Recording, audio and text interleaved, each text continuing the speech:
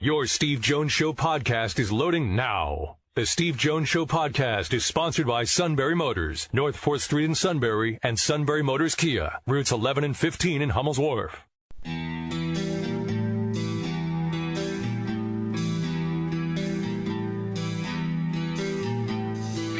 Sports talk where your voice counts. This is the Steve Jones Show on News Radio 1070 WKOK. Now from the Sunbury Motors Studio, here's Steve Jones.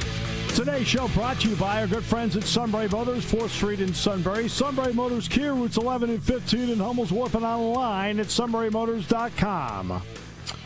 Time now for our play-by-play call of the day. Giancarlo Stanton in a postseason groove. Comfortable here on the West Coast. Won a home run derby here at Petco Park, and he hammers that one. Stanton will watch it fly way out of here. Oh, my goodness.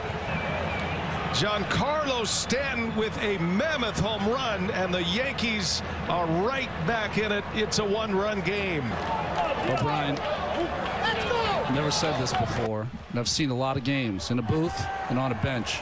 Never seen a ball hit like that ever.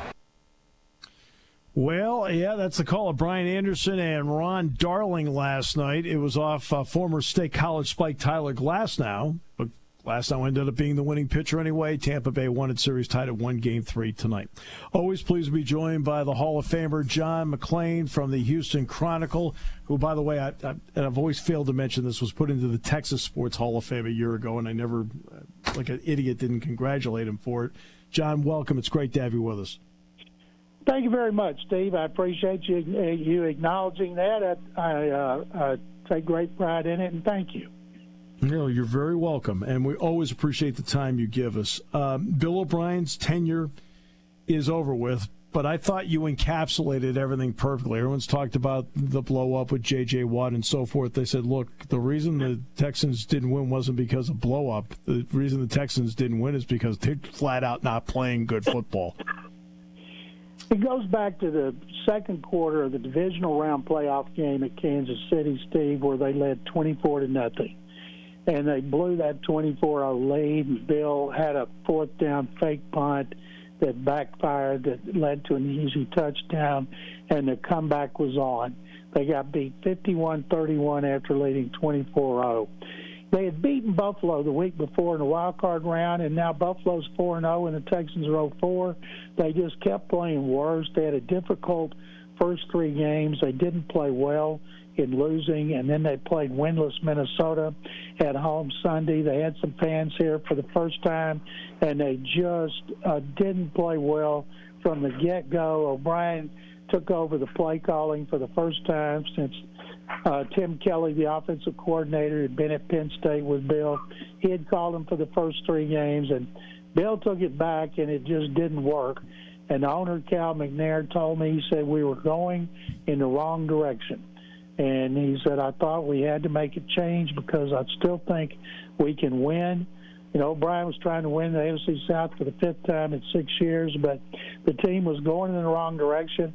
Last in rushing, last against the run, only team in the NFL hadn't forced a turnover. Deshaun Watson was inconsistent. It just was not a good situation. O'Brien, so he's gone as coach and GM, and a lot of people say the general manager got the coach fired. Right, and that's something we talked about before. You and I both know Bill can get mad. All right, so if there's 2 people in the face, we both know that. You and I have experienced it. All right, but that's not a surprise because back in Landover with Tom Brady, there was that blow up in the sideline. Is coaching that? I mean, I know J.J. Watt holds no ill will toward Bill O'Brien and all this, but do you end up losing a team when something like that does happen? When a team's winning, they'll put up with a lot. And sure. Bill's infamous temper, it's like I tweeted today, Steve. I said, if you're in the personnel side of the organization and you have not been yelled at by Bill O'Brien, raise your hand.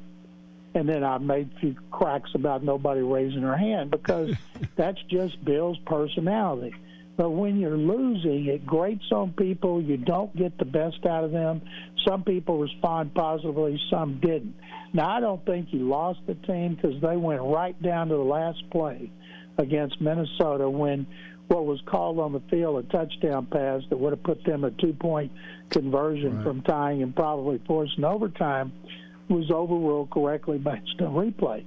So that's what got him fired. And Bill blew up at coaches, players, staffers, media, everybody, because that's who he is.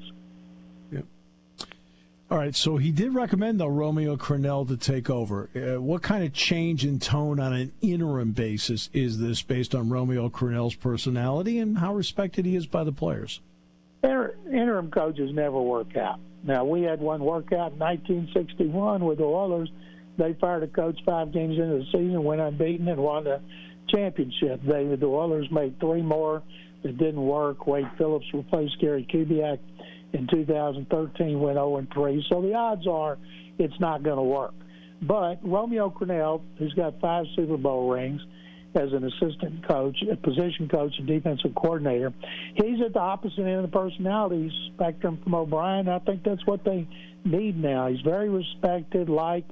I've seen Romeo raise his voice, and I've seen him chew people out on the practice field if they kept making the same mistake. But I think a calm personality is what this team needs right now. And then they're going to hire another coach and GM to come in after the season. And the only thing I know is it'll be a offensive-oriented coach with a background of coaching a quarterback with Deshaun Watson's skill set. Which means my first name that I would think of in describing that is Eric Bieniemy. That's the first one I tweeted out when Bill got fired, is they ought to go straight to Kansas City. They played against Bieniemy twice last year, once this year. They know him well, and I would put him at the top of my list. Greg Roman, offensive coordinator at Baltimore. Brian Daboll, offensive coordinator at Buffalo. Those guys are doing great jobs coaching their quarterbacks for teams that are among the best in the NFL. I'm not saying it'll be one of them, but I believe that they will all get interviews unless they go to another job first. But this is an attractive job, Steve. You got owners who are patient. Don Capers lasted 5 years. Gary Kubiak almost 8. Bill O'Brien fired in his 7th year. They're not like Cleveland has 4 coaches in 4 years. And you get Deshaun Watson and you get owners that pay a whole lot of money, and they hire people and they pay them well and then get out of the way and let them do their jobs. You talked about Deshaun Watson. Where was Deshaun Watson better at the end of the last season that he hasn't been able to recapture so far? Where is that? Consistency, game start to finish. Against Pittsburgh 2 weeks ago in Pittsburgh, he had 2 touchdown passes in the first quarter, and they led 21-17. Steelers made adjustments. Texans didn't do squat. Second half got beat 28-21. Sunday against Minnesota, offense was awful in the first half. Then he threw 2 touchdown passes in the second, and they closed the deficit to 31-23, and he almost threw a third one. The key now is to do it like he's been in the past and be able to put together an entire game. You mentioned Bill O'Brien. The GM may have gotten Bill O'Brien, the head coach, fired. We know about the moves that he's made. You know, obviously, money enters into it. I understand that. But what did it do to change the personality of the team with a couple of the moves he made? Well, the one that was the biggest was trading DeAndre Hopkins. Hopkins was going to wanted his contract redone with 3 years left. They weren't going to do it. They would have redone it with 2. But he had been complaining about it for a year, and he wanted a $10 million raise this year. And with Deshaun Watson, Laramie Tunsil, the inside linebacker Zach Cunningham, outside linebacker Whitney Merciless, who led them in sacks last year, they all needed deals. So they weren't going to give him a $10 million raise this year. And they told him that. And so he insisted, so they found somebody that would do it. Most teams weren't going to do it. That's why they couldn't get a number 1 pick. They didn't want to give a $10 million raise in a year to a player with 3 years left. sets a bad precedent for other players. But the Cardinals had no problem with it, and they did it, and he's playing great. That doesn't help. Even though the Cardinals have lost 2 in a row, they still started 2-0. And so that was the big one. Would he have made a difference in winning? Not the first 2 games. Hopkins has been here for a lot of routes in which they lost. But the last 2 games were one-score games. Maybe he would have made a difference. Schedule early on was very tough for Houston. I mean, that goes without saying. But then they've got Jacksonville this week. Then who knows if they're playing the Titans or not, but they're scheduled in a couple weeks. Then Green Bay, but then Jacksonville again. What do you want to see out of this team, obviously besides winning, but what do you want to see out of them the next 4 games, especially considering how the schedule plays out? One of the things that's happened to them, they can't stop anybody, specifically can't stop the running game, so therefore the offense doesn't have the ball. Steve, this season in 4 games, the longest the offense has had the ball is 25 minutes, 13 seconds. They're getting dominated in time of possession, and when you have that few of possessions, it's harder to score. Now, the offense is responsible for that, too. They can't convert on 3rd down. Defense can't stop on 3rd down. So that's something that they need to even up the time of possession. Last year, they had more than 30-minute average a game. They need to get back to that. So they should beat Jacksonville, but they should have beaten Minnesota. The Vikings' defense was terrible coming in. Kirk Cousins had 5 touchdowns, 6 interceptions. He left here with a 127 rating. 2 touchdowns, no interceptions, and they just got steamrolled by the running game. So I don't know that they can play a lot better, although on defense. Offense, they can play a whole lot better, more consistently. And I look for Tim Kelly, who's in his 2nd year as offensive coordinator, was O'Brien's GA at Penn State. With Bill gone and not looming large over the game plan and the play calling, if we're going to see a difference with Tim Kelly than we saw for the first 3 games when O'Brien was still overseeing the play calling. Yeah, I'm anxious to see what Tim can do with that. John, I really appreciate your time a lot. As always, terrific. Appreciate it. Appreciate you. Stay healthy, okay? Thank you very much, Steve. You too. Appreciate it. John McClain, Houston Chronicle. Final half hour, Scott Allen, Washington Post on the Redskins changing quarterbacks as they've gone to Kyle Allen. Did I get the right guy? All right, as we continue on News Radio 1070 WKOK, brought to you by our good friends at Sunbury Motors. When it comes to car buying, there's the other guy's way, and then there's the SMC way. The other guys force you into a vehicle you really don't want. The Sunbury Motors way lets you take the time you need to browse, ask questions, and take the test drive and think on it. For over 100 years, the Mertz family and all their employees have made your experience the most pleasant one you'll ever have. The other guys won't offer you the best price for your trade, no matter how much they say they will. The SMC way is their promise to provide you with the most money the market shows your vehicle is worth. The SMC way is to offer you all applicable factory rebates on new vehicles and generous discounts. Looking for a pre-owned vehicle? The SMC way checks each vehicle in a 200-mile radius to determine the lowest price, then beat it. It's the lowest price promise, just part of the SMC way. The choice is up to you, the other guy's way or the SMC way. The SMC way wins every time. Sunbury Motors Company in the North 4th Street Auto Plaza, Sunbury, and at sunburymotors.com. Selling more cars and satisfying more customers for over 100 years.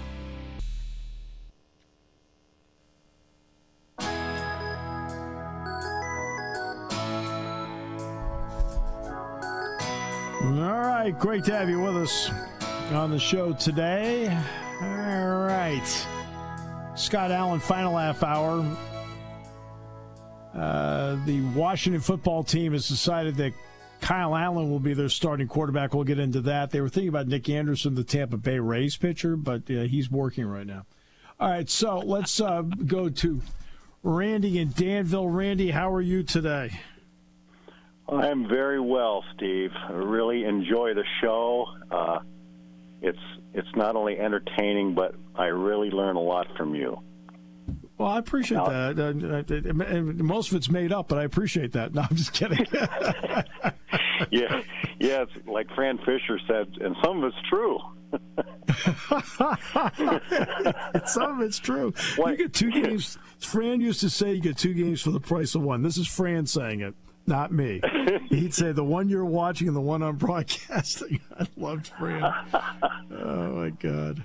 Oh, anyway, I miss your calls on Saturday. That's a fall special time for me. You and Jack there calling the games, and I miss it. And I know it's coming near the end of the month.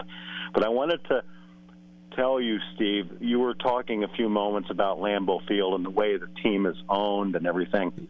Right. I go out. I have friends in Wausau, and it's a 2 to 3 hour trip to Green Bay from Wausau, pretty much due east. And last year when I was there, it's at this time that I go out, but because of the COVID thing, I couldn't go out this year. They,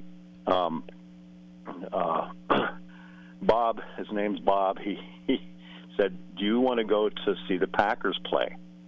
I said, "Are you kidding?" Yeah. Packers at Lambeau, and so we went. There was 4 of us. It was Bob and his wife and a good friend, mutual friend of ours.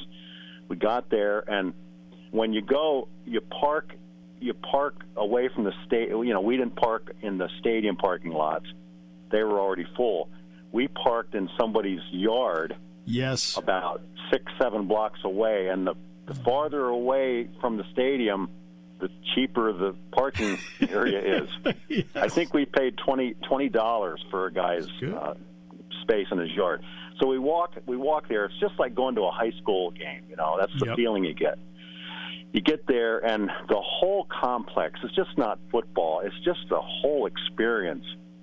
And you go in, and it's just a buzz with activity. And we went into the store, and you could hardly move around in there. And finally, you get in there, and you get to see the walls and all the pictures, and then you get to know how the field is treated. They have special lighting where they grow grass during the harsh winters out there. Oh.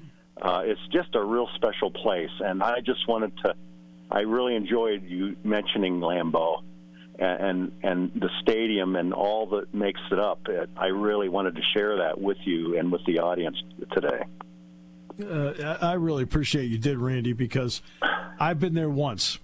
So when I was there, as I mentioned, my friend Ed Russell, his in-laws live, I think, about a mile and a half from Lambeau Field. And they've been stockholders. In fact, Ed and Mickey also have a share of stock, which they have framed in their house here in State College. Yeah. So I'd done the Penn State Northwestern game, the one where Derek Williams caught the touchdown pass from Michael Robinson at the end of the game. And so from there, a group of us drove up, and then we went to the Packers Hall of Fame. We then went to the store, right? And then went to the game. We had seats up in a box, and then 2 weeks later, I got a call from Wayne Larrivee, the Packers play-by-play guy. He says, "I was told you were here." I said, "Yeah." He says, "Why didn't you tell me?" I said, "I'm sorry, Wayne." I said, "I apologize." I said, "I'm not going to go into the booth and bug you." And I went out to City Stadium, which is now a high school field. Right? Yep. And I got the whole, like you, Randy, I took in the whole experience because I think it's something, if you love sports. I've never gone to Augusta National. To me, like that's the equivalent of in pro football. To me, that's Augusta National, Lambeau Field. Yeah. Well, when I was in the Army in the early 70s, it was at Fort Gordon, Georgia, which is near Augusta. And one of the buddies I had down there said, "Do you want to go to Augusta National, to the Masters?" And I had no idea how big that thing, what an iconic place and event it was. And I said, "No, I just treated it like not going to the PX or something." I wished I would have went now. Oh, Randy. But I had my chance and I blew it. I know. Oh, Randy. Yep. Oh, yeah. Jack and I were going to go down. This had to be 5 years ago. And the person whose plane we were going to go down on, the plane had mechanical, and we couldn't do it. So At some point we will. But the Packers, the NFL had threatened them in the 50s, saying, you don't build a new stadium, you're moving to Milwaukee. And so they put it on this is in the 50s. They put it on the ballot there, and nearly 71% of the people voted for the bond issue. Yeah. To build Lambeau Field. I think it was originally built was like 32,000. Then in the 60s they got it to 50,000. They finally paid off that bond issue in 1978. Right, so it was worth every penny. And the Packers used to split their games between Milwaukee and Green Bay. Used to play when they went to a 16-game schedule, 5 in Green Bay, 3 in Milwaukee. They finally said, we're the Green Bay Packers. We're going to play there the entire time. Yeah. So, yeah. Great times. Every household out there. You know, this might be anecdotal, but I get the feeling that every household out there is a Packer household. There's no Eagle Steelers split out there. You know, it's Packer or nothing, and everywhere you go, there's Packer flags and banners and so forth, and it's really a huge loyal fan base. Well, it's interesting. Randy did a great job, I thought, of painting the picture of Green Bay, where to park, about being a college, how college feel. The walkover, everything. Beautiful job of painting the picture, Randy. Thanks so much for the call. Whoa, that was a fun call. That was a lot of fun. We always get great callers, but I enjoyed to me, that was one of those fun ones. Like, above all, like, really fun. Kind of waxing poetic about something that we both really enjoyed experiencing. All right. We'll change from that to Kyle Allen is the starting quarterback in Washington? Taking your calls at 800-795-9565. This is the Steve Jones Show on News Radio 1070 WKOK. Now from the Sunbury Motors Studio, here's Steve Jones. Sunbury Motors, 4th Street in Sunbury. Sunbury Motors Kia, routes 11 and 15 in Hummel's Wharf, and online at sunburymotors.com. Ford, Lincoln, Kia, Hyundai, great pre-owned inventory. Fabulous sales staff, great service department. He combined it into one incredible dealership. Sunbury Motors, 4th Street in Sunbury. Sunbury Motors Kia, routes 11 and 15 in Hummel's Wharf, and online at sunburymotors.com. Tell you, Randy's call made my day. I had such a good time talking about that. Oh, it was. It was awesome. That was just fun. That was just fun. It was like, I thought the way he painted the picture of game day in Green Bay was perfect. And I can say that because I've experienced it. And as he was describing, I'm thinking, yep, that's what I lived. I need to get there sometime. Yeah, it really is. It was great. Did I ever tell you the story, though, about the first part where it was Ed Russell, Mike Drenning, Ray Caravan? So they go out to the Northwestern game. Michael Robinson hits the big pass over the middle to Isaac Smolko. And then Derek Williams, his first career touchdown, wins the game. Huge win in 2005 for Penn State. Well, it's in the fourth quarter, it's raining. So these guys tell me, hey, look, when you're done with the broadcast, meet us down here. Boom. We'll drive up to Green Bay together. Great. That's why, remember when all the terrible stuff was happening in Kenosha? I said, yeah, I've been to Kenosha. Well, it was on that trip because we stopped there. Had to get something to eat. Right? So I go out there to meet them. They aren't there. So I'm standing under a canopy that's the entrance to the Northwestern locker room. And the coach was Randy Walker, who unfortunately passed away within a year after this. And the two of us are just standing there, so whatever. He chit-chats with me, I chit-chat with him, whatever. So finally these guys come over, and I said, okay, I've been standing here for 45 minutes. I said, I'm just curious. I'm not mad. Where were you? Oh, we went over to Dominic's to pick up some food. I said, you couldn't have waited for me. and then gone to Dominic's? That's a violation. I said, it's raining. So this is not a beautiful fall day in Evanston. That's messed up. And we were laughing about it. Look, I was, you know me, I was laughing about it. I said, really? You went to Dominic's? I said, did you get anything for me at Dominic's? No. Well, that's you see. There you go. Even a bigger violation. Oh no! See, this is what happens when you're influenced by the suit in your life. You start then losing all perspective on what's fair and what's right. I said, I just did a game for 5 hours. I said I could use some food. So that's why we stopped in Kenosha. I said, I'm hungry. Okay. Oh, my goodness. All right. But I laughed about it in the car the second it happened. I was kidding around with them, and they knew it, too. You know, and they're giving it back to me. You know what I mean? It was a lot of back and forth. They're jabbing me, and I was kidding with them. Because we're all, Penn State won. We're all in a good mood. Everybody's having a good time. We're going up to Green Bay. It's like, this is, we are, the anticipation of this is an unbelievable trip. So believe me. Okay, there wasn't a crossword by anybody because we're all just, so we're just kidding with each other. I said, I said, it's raining. Yeah, we noticed that. Oh, really? All right.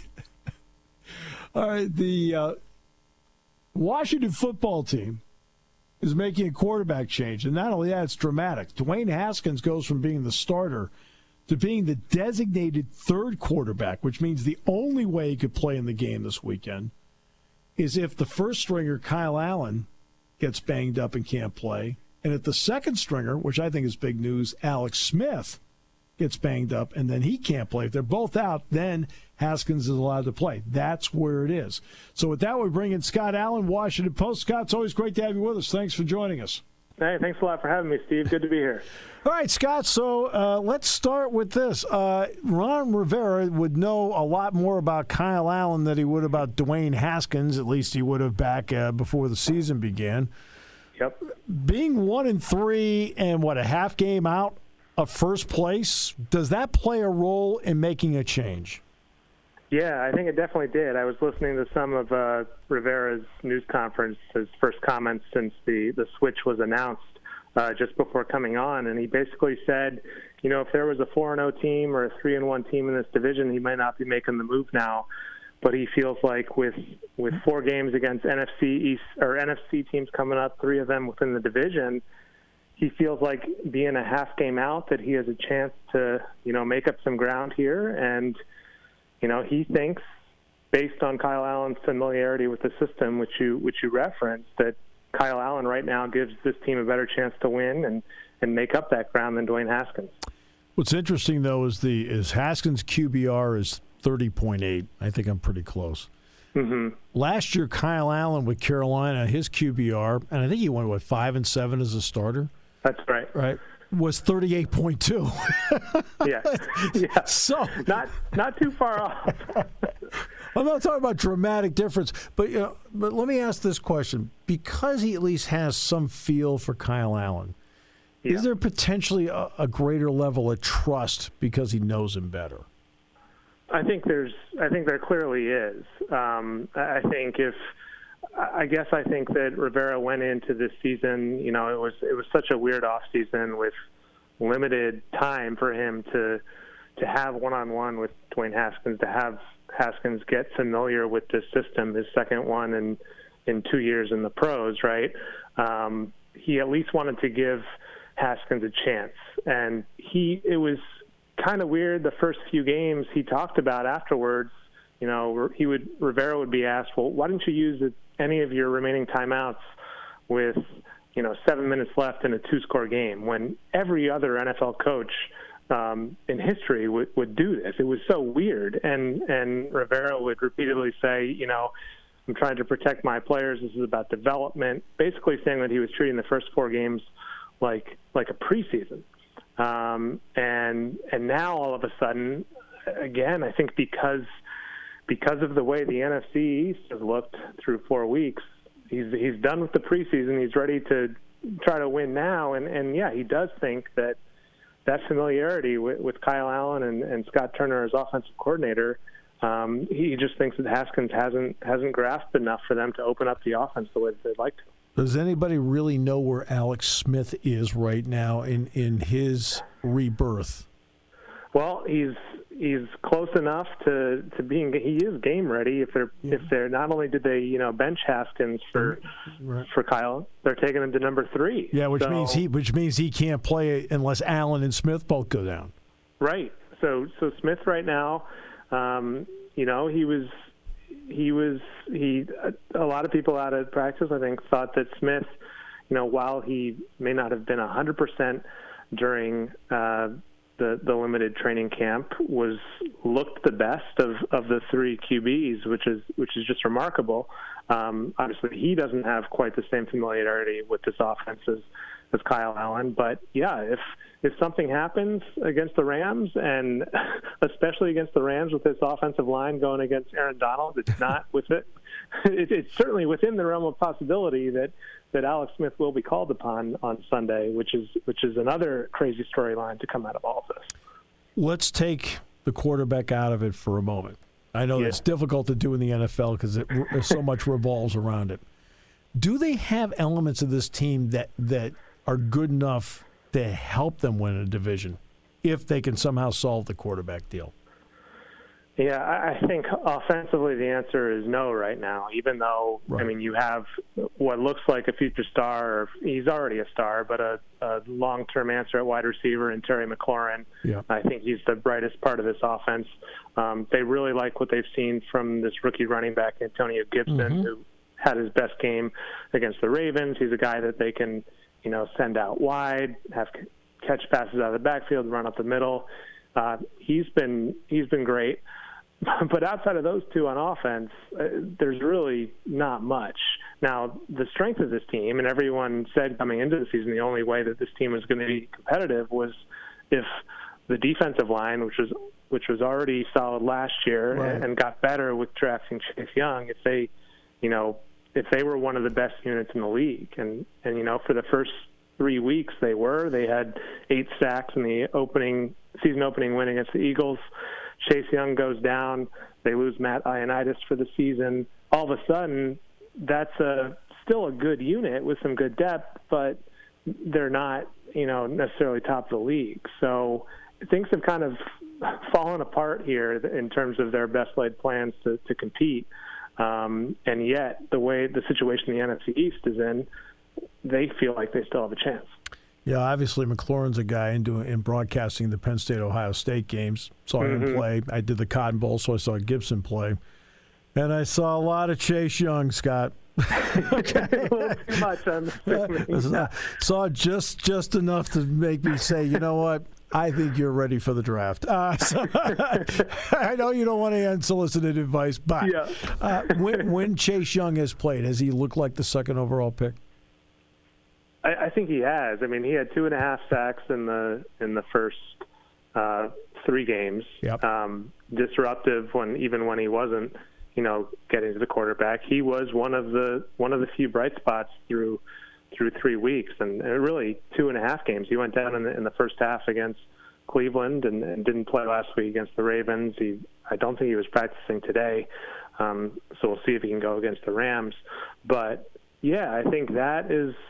It's way too early to say, right? If he's going to quite live up to the hype. The hype was incredible. People talking about him possibly breaking Javon Curse's rookie sack record and speculating about that. But he was not the problem through 2.5 games, and I think everyone has left him here so far. Let me ask you about one other guy. I got to ask you about Troy Apke. And because obviously he was able to win this job during the course of the preseason. A lot of people here think the world of him. What do you think of him? Yeah, he struggled a bit through the first few games, and they've played some really tough quarterbacks to match up against in 2 of these 4 games, in Kyler Murray and Lamar Jackson, and Kyler Murray and Jackson, they both made Apke look foolish on running plays. He's gotten beat a few times as well. He had a nice pass breakup against the Ravens. I think that this past game was one of his better of the first four. But, yeah, that whole secondary really has struggled. I think the bigger problem back there has been Landon Collins, who, they signed to this incredible contract. And he's making a lot more than Troy Apke and has struggled just as much, I would say, through 4 games.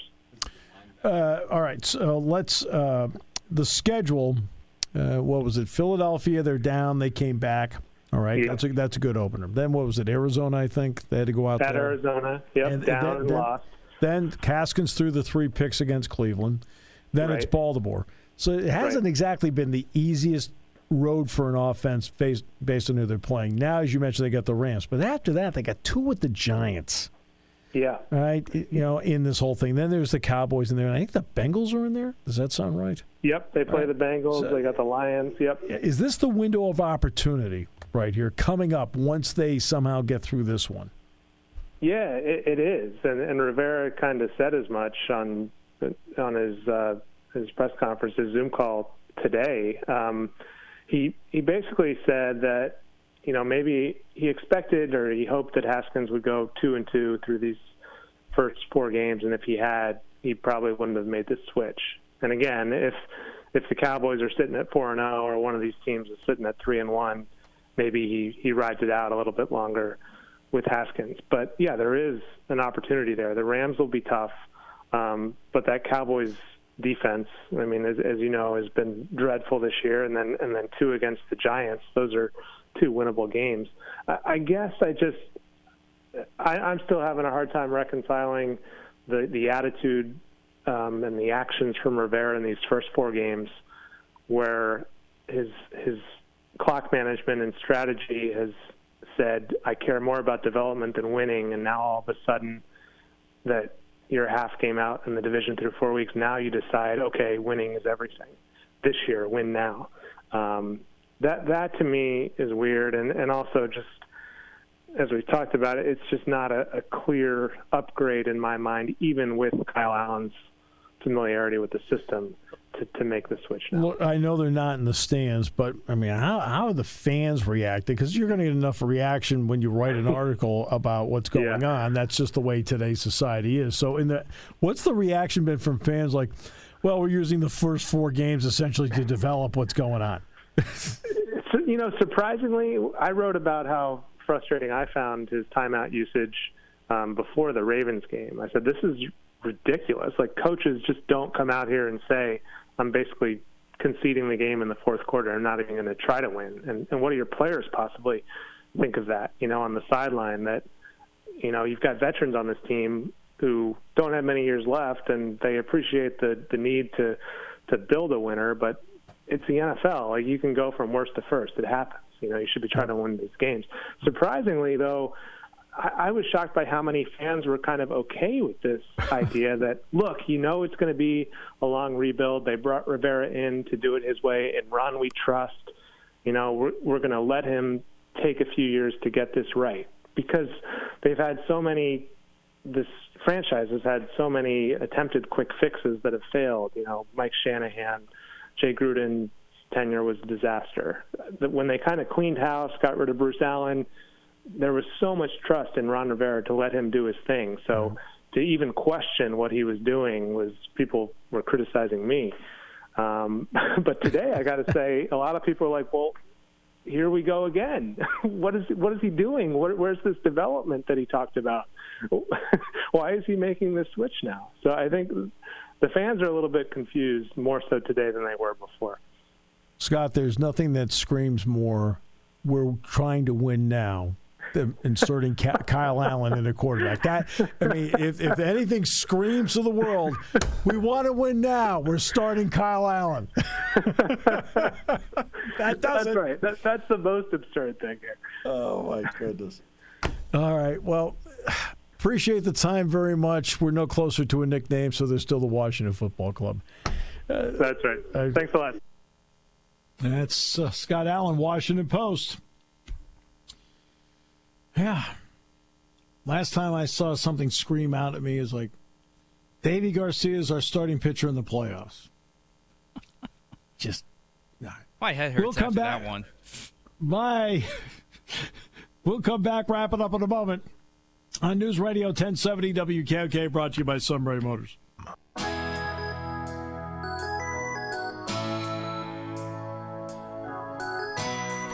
Well, let's get everybody up to date on the baseball playoffs as we close out here. The Braves, of course, are playing the Marlins. That game's now in the top of the ninth inning. The Braves have a 2-0 lead. And it's home runs. It's Travis d'Arnaud, the former Williamsport cross-cutter, and Ronald Acuna Jr. have homered in this game. And Mark Melanson's on trying to close it out. Oakland at the end of 4 leads Houston 3-2. Oakland's trying to stay alive. Down 2 games to none. And Olsen, Kana, and La Stella have all homered. Meanwhile, Jose Altuve's homered for Houston. So it's 3-2 A's, top half of the 5th inning. Oh, ESPN's got this really cute thing like win probability. Like, okay, delete. There we go. Sorry, I'm not big into stupid stuff. Just not big into stupid stuff. Win probability. That, yeah, stupid. All right. Let's see. What's the win probability for the Marlins? Ooh, very low. 90. Wow. So there you are. Win probability. It's 2 outs in the top of the 9th inning. It just doesn't look good.